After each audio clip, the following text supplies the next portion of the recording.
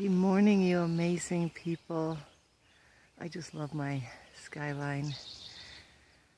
Oh, blue skies out this morning. So awesome. Waking up.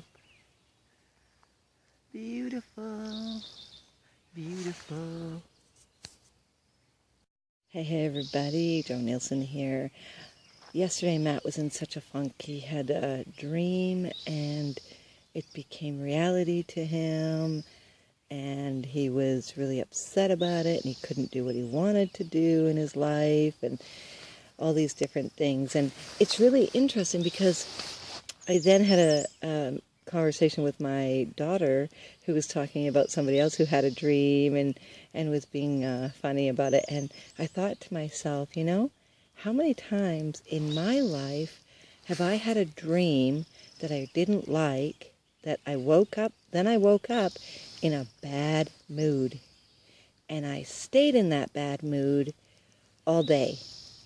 Now I don't. Now if I have a bad mood, if I have a bad dream and I wake up, I quickly start saying affirmations or listening to an audio or something that'll get me back into that love feeling that I just love to be in. So I thought about this with Matt, and yesterday I tried everything to get him into a good mood. He just kept coming back with more negative stuff, and then finally I just said, you know what, I'm going to go meditate. And then as I'm meditating, he of course comes into my room to tell me he's going to meditate. And before, I would have been really frustrated to be interrupted during my meditation, because my meditation is very important to me, and especially when you're just getting into it. It's, you're really relaxed, and then all of a sudden jarred right out of it is kind of, it's like irritating, right? I don't know a better word for it. But this time I just said, okay, go meditate then, and then went back and started over again and did my own meditation. And after he had gone and had that time to do his meditation or whatever he was doing in his room, I went outside and played with the kids after my meditation, and he came out and he hung out on the swing here and started watching us playing. And then Clarissa came out and we were playing, and then I had to go inside for a moment, and I could hear them. And Matt had got in on the playing and got himself back into a good mood and back into that happy feeling. And then the five of us all just played around here. Oh, and Ben, he got in on it too. All played around here, enjoying our moments. So a bad mood isn't something you need to stick with. You can figure out how to get rid of it in that moment. Sure, it may come back. I was watching a really cool movie I have to finish watching today. I'm joined the Hay House Summit, World Summit, and I just love it every year. This is the third year, I believe, that I've done this, and I just love it. And this year they have some really interesting movies that I definitely need to jump on and watch right away. And it is the emotion one that I'm talking about.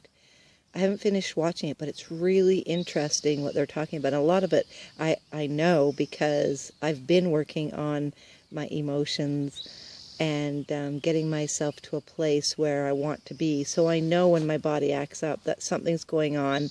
I've done something. I'm thinking about something, or a situation from my past has come up, and now I'm here, and here's the emotion to go along with it.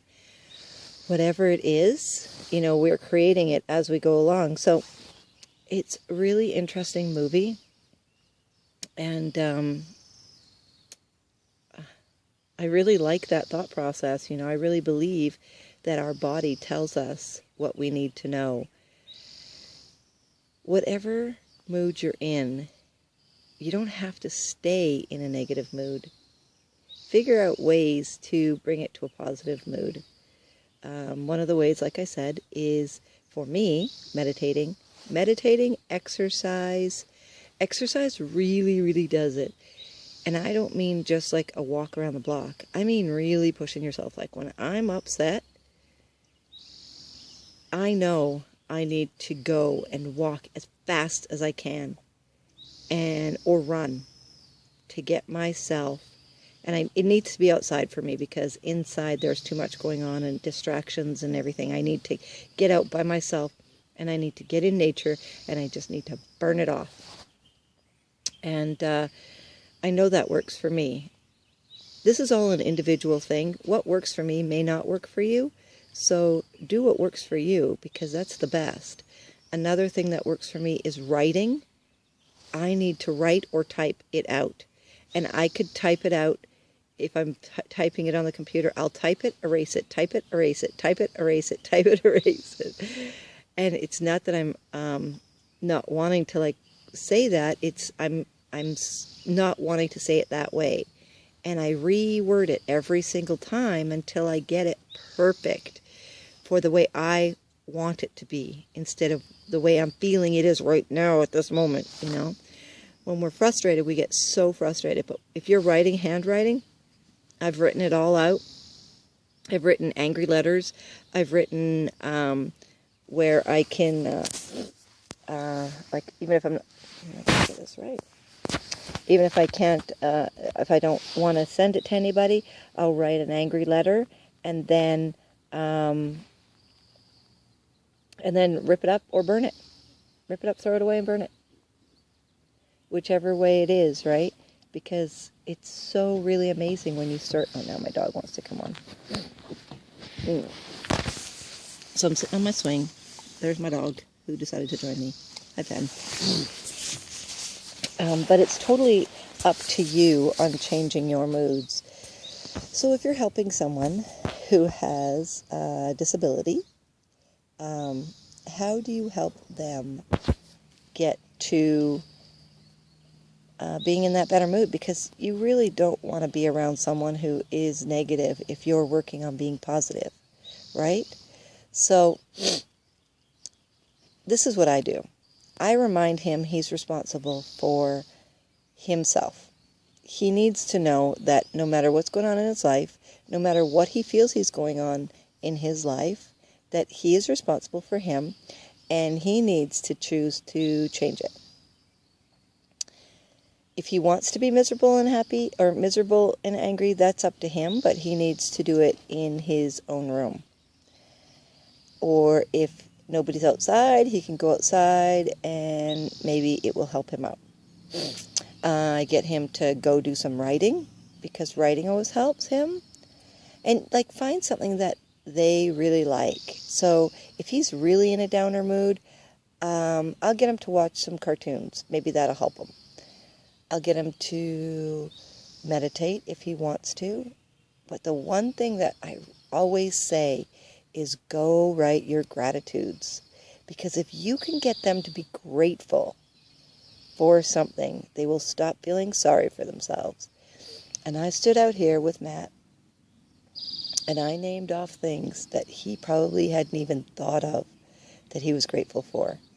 That he was grateful for his house, he was grateful for his own room, clean clothes that he doesn't even have to wash, his food that he gets every single day without worrying about it, his arms, legs, and head and body are all working fine, you know. And I mean, a lot of us take these for granted.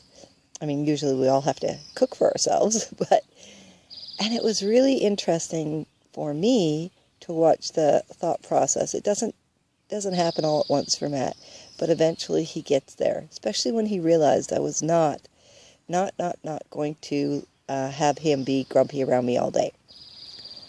Took time to himself, figured it out. And it's really interesting how fast negativity will spread. Let me tell you, yesterday was a good example. When Matt was being grumpy and miserable all day, you know, the other ones pick up on it, the little ones, because they're so impressionable, And wow, so I had to get him back in his room so I could get my positive charm going again, because I love a positive, peaceful house. So it really is totally up to you, your emotions on your mood and how you're going to be and who you want to be. But it's so much fun being positive. So I say so a lot. Today, if you meet somebody who's not positive, just give them a little bit of yours, because you're worth it.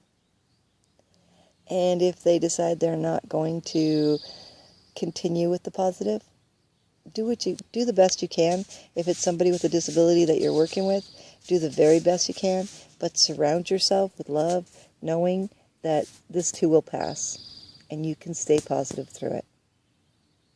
And you're worth it. Make it an amazing day, everybody.